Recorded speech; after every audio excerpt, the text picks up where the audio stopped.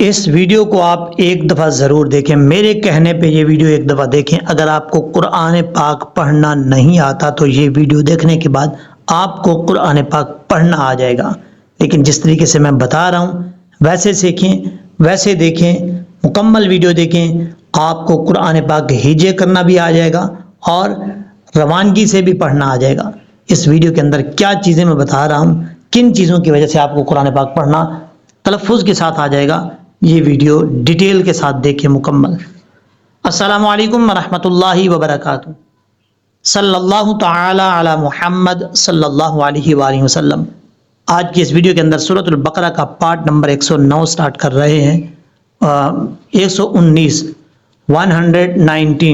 Start کر رہے ہیں، آیت نمبر 206 ہے، یہاں سے سٹارٹ کرتے ہیں۔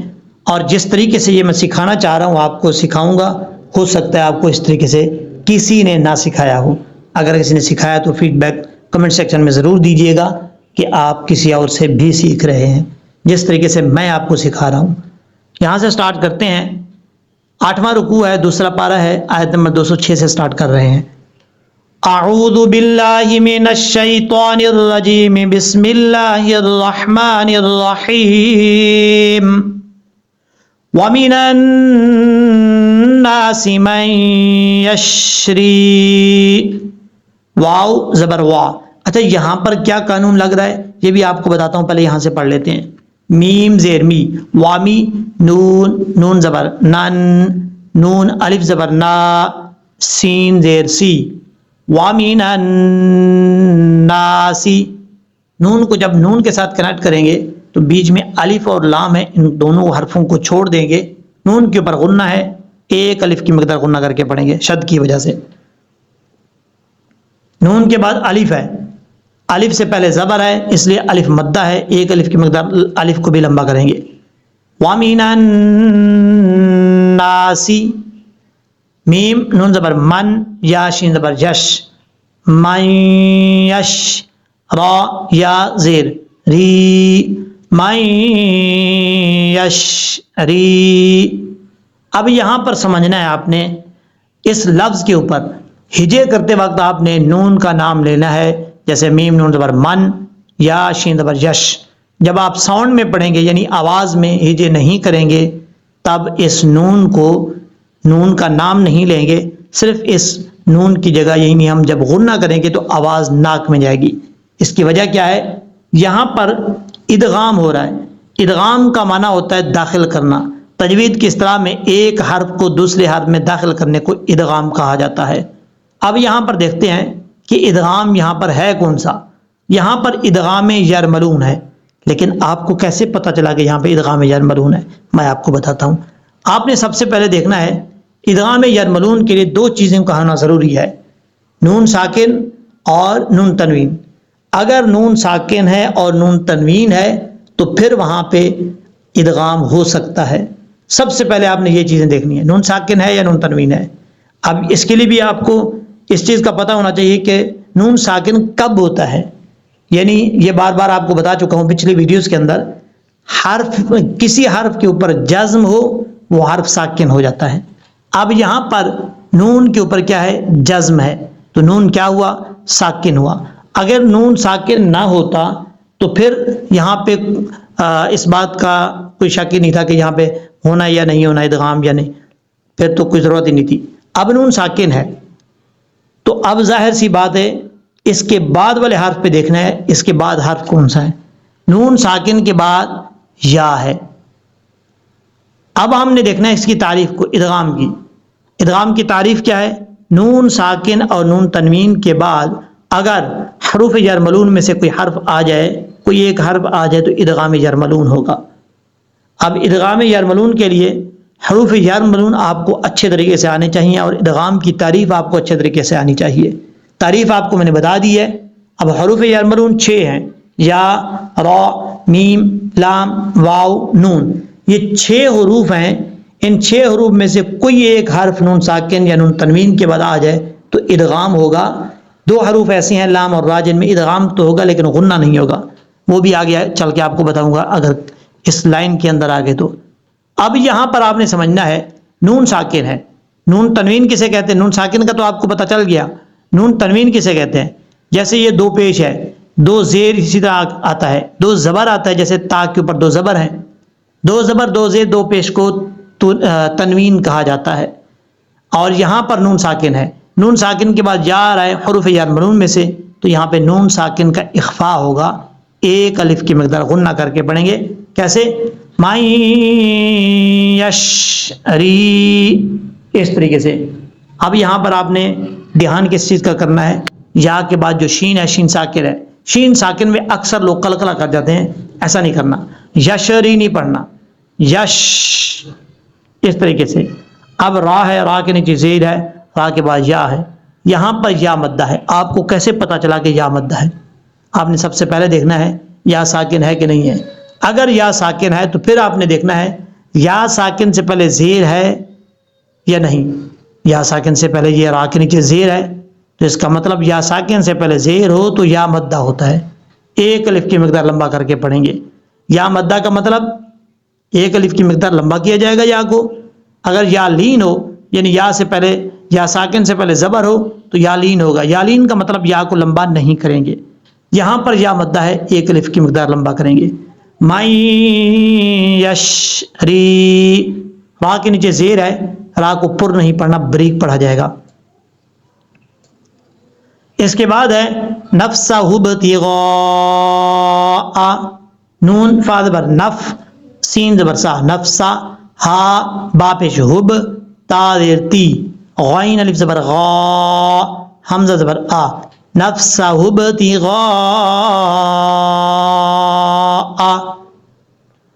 ہا کے بعد با ہے، ہا کے بعد تو الف ہے، الف کے بعد با ہے، ہا کو جب با سے کنیکٹ کریں گے، ملائیں گے تو بیچ میں الف کو چھوڑ دیں گے، اور با جو ہے حروف قلقلہ میں سے ہے، جب یہاں پہ با کو پڑھیں گے تو قلقلہ ہوگا۔ قلقلہ ہوتا کیا ہے؟ قلقلہ کا مطلب ہوتا ہے جنبش، آواز کا لوٹنا، یعنی جیسے ہم بال دیوار کے اوپر مارتے ہیں ربڑ والی، جیسے ہی دیوار کے اوپر لگتی ہے فوراً واپس لوٹتی ہے، اس کو قلقلہ کہتے ہیں۔ اسی طریقے سے حروف قلقلہ جو ہیں جب یہ ساکن ہوں تب زبان جو ہے چاہے لام ہو، با ہو، تا ہو، کوئی بھی حرف ہو، جب ساکن ہو حروف قلقلہ میں سے، تو زبان اس حرف کے مخرج میں لگتے ہی فوراً واپس لوٹتی ہے۔ مثال جیسے آپ کو یہاں پر نظر آ رہا ہے، یہ با ہے، با ساکن ہے، تو اس کا مطلب یہاں پر قلقلہ ہوگا۔ حروف قلقلہ کتنے ہیں؟ قاف، تا، با، جیم، دال، یہ 5 حروف ہیں، جب ساکن ہو تو ان میں قلقلہ ہوتا ہے۔ اب یہاں پر قلقلہ کیسے کریں گے؟ دیکھیں دونوں طریقے سے پڑھ کے بتاتا ہوں۔ نفسہ ابتغاء، ابتغاء، اب یہاں پر یہ جو ب کی آواز آ رہی ہے نا، یہ قلقلہ ہے، اور اگر قلقلہ نہیں کریں گے تو پھر کیسے پڑھا جائے گا؟ نفسہ ابتغاء، یہ غلط طریقہ ہے۔ جب ہونٹ آپس میں دونوں مل جائیں تو کیا ہوگا؟ قلقلہ نہیں ہوگا۔ مل کر فوراً واپس ہونٹ لوٹیں تو اس کا مطلب یہ کیا ہے؟ قلقلہ ہے۔ اب ہر مخرج کا الگ ہے، جہاں جو زبان سے ادا ہوتے ہیں وہ ان کے مخرج کے مطابق ہے، جو ہونٹوں سے ادا ہوتے ہیں وہ پھر اسی کے مطابق جو ہے پڑھا جاتا ہے۔ با جو ہے وہ ہونٹوں سے ادا ہوتا ہے، اس لیے ہونٹ آپس میں ملیں گے تو با میں قلقلہ ہوگا۔ ابتغاء، غین حروف مستعلیہ میں سے پر پڑھا جائے گا، اور غین کے آگے الف ہے، الف کے اوپر مد ہے، اس مد کو مد متصل کہا جاتا ہے۔ متصل کا مطلب ہوتا ہے ملا ہوا، اور مد کا مطلب ہوتا ہے لمبا کرنا۔ یہ جو مد ہے یہ مد متصل ہے۔ مد متصل کو آپ 3 الف کے برابر آپ لمبا کر سکتے ہیں۔ اب اس کی آپ تعریف بھی سن لیں۔ حرف مد کے بعد حمزہ اسی کلمہ میں ہو تو مد متصل ہوتی ہے، یعنی حرف مد سب سے یہ ابتغاء، یہ ایک لفظ ہے، اگر ملا کے پڑھیں گے تو ہا کے ساتھ ابتغاء پڑھا جائے گا، اور اگر اس لفظ کو الگ پڑھیں گے تو پھر حمزہ کو یہ جو الف ہے اس کو حمزہ زیر کے ساتھ پڑھیں گے، اب، ٹھیک ہے۔ اچھا یہاں پر غین حروف مستعلیہ میں سے پر پڑھا جائے گا، یہ الف ہے، یہ جو لفظ ہے اس لفظ میں حرف مد کیا ہے؟ الف ہے۔ اب حرف مد کے بعد حمزہ جو ہے اسی کے ساتھ ملا ہوا اسی لفظ کے اندر ہے۔ اگر یہ دوسرے لفظ میں ہوتا مرضا اس لفظ میں تو پھر یہ مد منفصل ہوتی، لیکن یہاں اسی لفظ کے اندر حمزہ ہے تو پھر یہ مد متصل ہے۔ اس کی پہچان آپ کو میں نے بتا دی ہے۔ اور مرضات اللہ، میم را زبر مر، ضاد الف زبر ضا، تا لام زیر تل، لام کھڑا زبر لا، ہا زیر ہی، مرضات اللہ، ضاد کے آگے الف ہے، ضاد حروف مستعلیہ میں سے ہے، پر پڑھا جائے گا، اور الف سے پہلے جب حروف مستعلیہ آ جائیں تو جب تک اس کو لمبا کریں گے، جتنی مقدار بھی لمبا کیا جائے گا حروف مستعلیہ کا حرف، اتنی ہی مقدار الف کو پر ہی پڑھا جائے گا، بریک نہیں پڑھنا۔ ایسا نہیں ہے کہ ہمارا دعا یعنی ایک دفعہ دعات کو پر پڑھ لیا پھر بریک، نہیں، جب تک اس کو لمبا کریں گے پوری پڑھا جائے گا، موٹا پڑھا جائے گا، مرضات اللہ، اس طریقے سے۔ لفظ اللہ سے پہلے زیر ہے، لفظ اللہ کو بریک پڑھا جائے گا، جب یہاں پہ سٹاپ کریں گے تو ہاتھ ساکن ہو جائے گا، سٹاپ نہیں کریں گے تو ہاتھ کے نیچے زیر ہے وہ پڑھی جائے گی۔ اب اس کے بعد ہے واللہ رؤوف بالعباد، یہاں پر بات سمجھنے والی ہے، یہاں سے ہجے کرتے ہیں، اور جیسے ہی یہاں پر اس لفظ کو پڑھیں گے تو آپ کو یہ بات بھی ڈیٹیل کے ساتھ بتاؤں گا، چھوٹے میم اور یہ پیش کی تنوین کا کیا مطلب ہے۔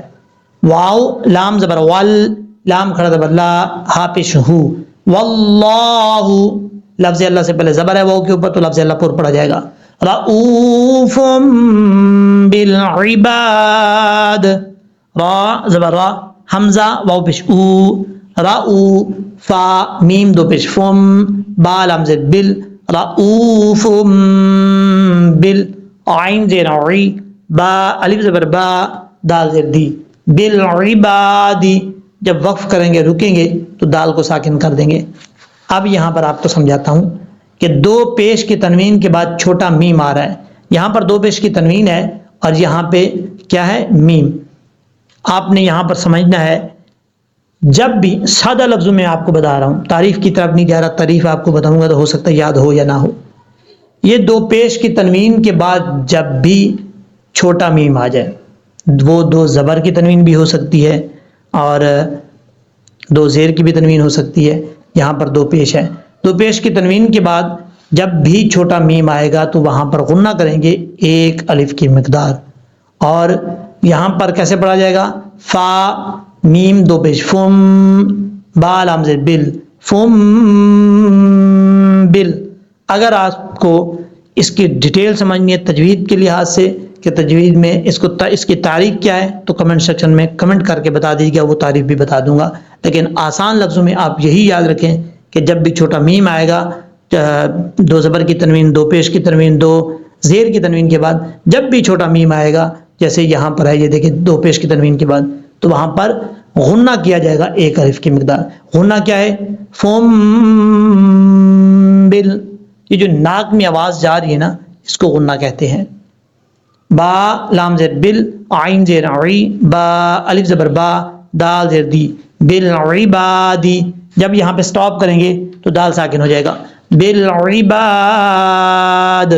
عین کو اپنے مخرج سے ادا کرنا ہے، عین کا مخرج کیا ہے، گلے کے درمیان سے، جو حلق ہے گلے کے درمیان کے اندر، یعنی جس حلق کا تعلق گلے کے درمیان سے ہے اس حلق سے عین پڑھا جائے گا، عی، بالعباد، جب وقف کریں گے تو دال ساکن ہو جائے گا۔ آیت نمبر 207 سٹارٹ ہو رہی ہے، 207، یہاں سے سٹارٹ کرتے ہیں، یا ایھا الذین آمنوا، اب اس کی ہجے کرتے ہیں، یا کھڑا زبر یا، اور کچھ لوگ جو ہے مد کا نام بھی لیتے ہیں، اگر لینا چاہتے ہیں تو کوئی پرابلم نہیں ہے، مد کا نام لے سکتے ہیں، یا کھڑا زبر یا، حمزہ یا زبر ای، یا پہ یو، یا ایو، یہاں پر کھڑے زبر کے اوپر مد ہے، اس مد کا نام ہے مد منفصل، 2.5 سے 3 الف کے برابر اس کو لمبا کر کے پڑھیں گے، اور یہاں پر یا کے اوپر شد ہے، حمزہ یا زبر ای، یا پہ یو، ایو۔ اچھا کچھ لوگ یہاں پہ غلطی یہ کرتے ہیں، پڑھتے ہیں یا ایو حل، ایو نہیں پڑھنا، یا کے اوپر پیش ہے، یاد رکھیے گا اگر زبر ہو یا کے اوپر تو کسی بھی حرف کے اوپر تو زبر کی آواز کیسے آئے گی، یا زبر یا، زیر ہو تو اس کی آواز یا زیر، یہ نہیں پڑھنا، یہ، اور اگر پیش ہو تو یا پیش یو، یو نہیں پڑھنا، یا پیش یو، تو یہاں پر کیسے پڑھیں گے؟ یا ایو، اس طریقے سے۔ ہا لام زبر حل، ہا کے بعد جو الف ہے الف کو چھوڑ دیں گے، ہا کو ڈائریکٹ کنیکٹ کریں گے اس کے بعد والی جو لائن ہے اس کے ساتھ، وہاں پر لام ہے اسلام کے ساتھ، الف کو بھی چھوڑ دیں گے۔ ہا لام زبر حل لام زبر لا، یا ایوہ اللہ، ذال لام زبر لا، ذال یا زیر ذی، نون زبر نا، ذینا، حمزہ کھڑا زبر آ، میم زبر ما، نون دال پیش ند، آمند، جب اس کو ملا کے پڑھیں گے تو نون کے بعد واو ہے الف ہے پھر الف ہے، تینوں حرف کو چھوڑ دیں گے، نون کو ڈائریکٹ دال کے ساتھ کنیکٹ کریں گے، دال ساکن ہے حروف قلقلہ میں سے ہے اس لیے یہاں پہ قلقلہ بھی کیا جائے گا۔ آمند، آمند، اس طریقے سے حمزہ کے اوپر کھڑا زبر ہے ایک الف کی مقدار لمبا کر کے پڑھیں گے، خا پیش خو، لام واو پیش لو، یہاں پر واو مدہ ہے ایک الف کی مقدار لمبا کر کے پڑھا جائے گا۔ آمنوا ادخلوا فی السلم کافہ،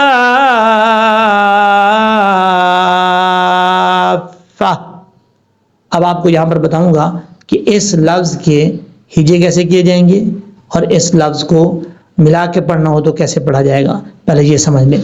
فا سین زیر فس، سین لام زیر سل، فس سل، میم زیر می، فس سل می، فا کے بعد فا کو ڈائریکٹ سین سے جب کنیکٹ کریں گے تو بیچ میں یا الف اور لام تینوں حرف کو چھوڑ دیں گے، اور فس سل می، کاف الف زبر، بلکہ یہاں پر یہ بات بتا دوں میم زیر می، میم زیر میں نہیں پڑھنا، فسل میں نہیں پڑھنا، فسل می، کاف الف فا زبر، کاف، مد کا کوئی نام لینا چاہتا ہے تب بھی ٹھیک ہے لے سکتا ہے کوئی پرابلم نہیں ہے، فا زبر فا، کاف فا، تا دو زبر تن، کافاتن۔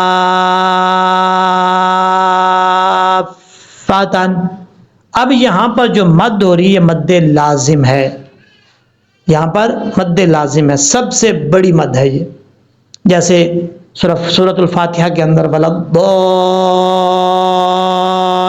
میں آتی ہے، یہاں پر بھی وہی مد ہے، مد لازم جس کو کہا جاتا ہے۔ اب یہاں پر حرف مد کے بعد، مد لازم کی تعریف کیا ہے؟ حرف مد کے بعد سکون ہو، یعنی حرف مد کے بعد جزم ہو تو وہ کیا کیا جاتا ہے؟ وہ مد لازم ہوتی ہے۔ اب حرف مد کیا ہے؟ الف ہے، الف کے بعد فا جو ہے وہ ساکن ہے، یعنی اس کے اوپر بظاہر تو شد ہے لیکن جب پڑھیں گے تو پہلے ساکن پڑھا جائے گا پھر اس کے اوپر شد پڑھا جائے گا، تو سکون کی وجہ سے یہاں مد لازم ہے، سکون اصلی، ٹھیک ہے۔ کافا،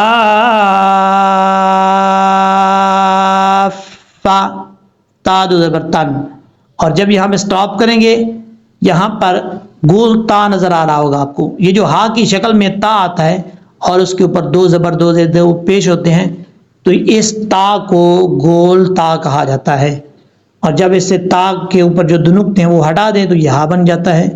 اور تجوید کا رول کیا ہے؟ جس لفظ پہ آپ وقف کر رہے ہیں اس لفظ کے آخر میں اگر گول تا ہو تو وقف کرتے ہوئے اس گول تا کو ہا سے بدل دیں گے، یعنی اس گول تا کو ہا بنا دیں گے اور پھر ہا کو ساکن کر دیں گے۔ یہاں پر دیکھیں یہ تا ہے، اس کو گول تا کہا جاتا ہے، یہاں پہ جب اس لفظ کے اوپر وقف کریں گے ملا کے پڑھیں گے تو ظاہر سی بات ہے تا پڑھا جائے گا، جب وقف کریں گے تا کو ہا سے بدل دیں گے، کیسے؟ جب پڑھیں گے تو لاسٹ پہ ہا کا ساؤنڈ آئے گا، آواز آئے گی، کافا،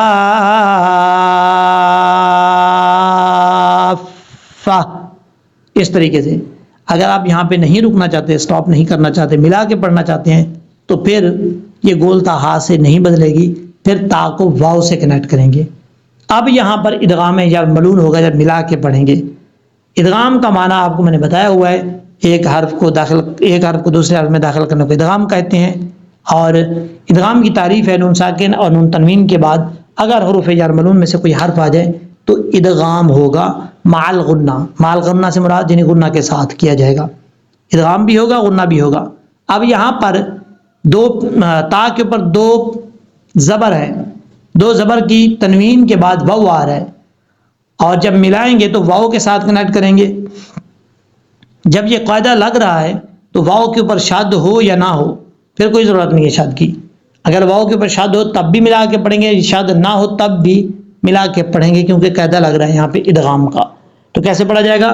تا واو دو زبر تم، واو زبر واہ تم وا، غنہ ہوگا ایک الف کی مقدار، لیکن ہم یہاں پہ سٹاپ کر رہے ہیں، اس سے آگے پڑھتے ہیں۔ جب سٹاپ کریں گے تو پھر واو کے اوپر جو شد ہے اس شد کو پڑھنے کی ضرورت نہیں ہے۔ واو زبر وا، لام الف زبر لا، ولا تتبعوا، تا تا زبر تت، تا زبر تا، تتا، با زیر بی، عین واو پیش عو، تتبعوا خطوات الشیطان، خا پیش خو، تا پیش تو، واو کھڑا زبر وا، خطوا، تا شین زیر تش، یا شین زبر شین یا زبر شی، تا کھڑا زبر تا، نون زیر نی، شیطانی، جب رکیں گے سٹاپ کریں گے تو نون ساکن ہو جائے گا، شیطان۔ اب یہاں پر لوگ غلطی کرتے ہیں، پڑھتے ہیں شیطان، شیطان نہیں پڑھنا، شین یا زبر شی ہوتا ہے، شے نہیں ہوتا، شی طان، تا حروف مستعلیہ میں سے پر پڑھا جائے گا، جب یہاں پہ وقف کریں گے تو نون ساکن ہو جائے گا۔ اب اس کے بعد ہے انہ لکم، حمزہ نون زیر ان، نون زبر نا، ہا الٹا پیش ہو، انہ، نون کے اوپر شد ہے، غنہ کریں گے ایک الف کی مقدار، آگے ہا ہے، ہا کے اوپر الٹا پیش ہے، الٹا پیش کا مطلب اس کو ایک الف کی مقدار لمبا کر کے پڑھیں گے۔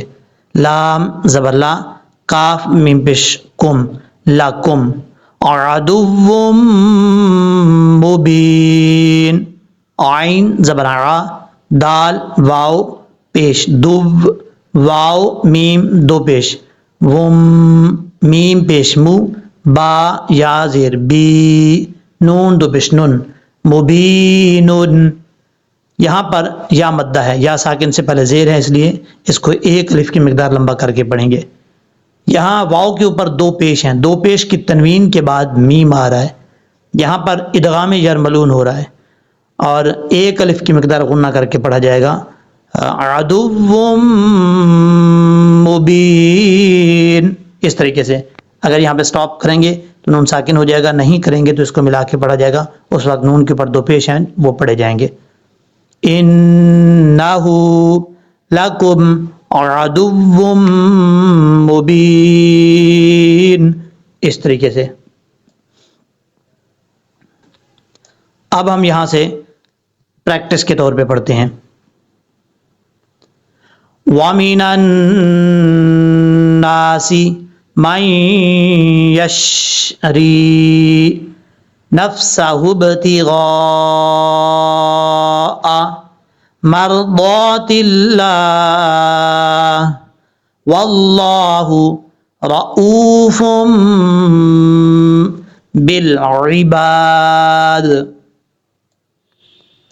یا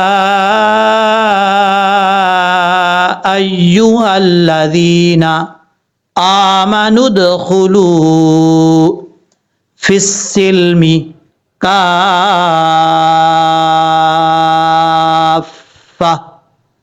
ولا تتبعوا خطوات الشیطان انہ لکم عدو مبین۔ اب ہم اس کو پڑھیں گے لہجے میں، آپ نے مکمل اچھے طریقے سے سیکھنا ہے اور پھر اس پہ پریکٹس کرنی ہے۔ یہاں سے سٹارٹ کریں گے۔ وَمِنَ النَّاسِ مَن يَشْرِي نَفْسَهُ ابْتِغَاءَ مَرْضَاتِ اللَّهِ وَاللَّهُ رَءُوفٌ بِالْعِبَادِ۔ یا أيها الذين آمنوا ادخلوا في السلم كافة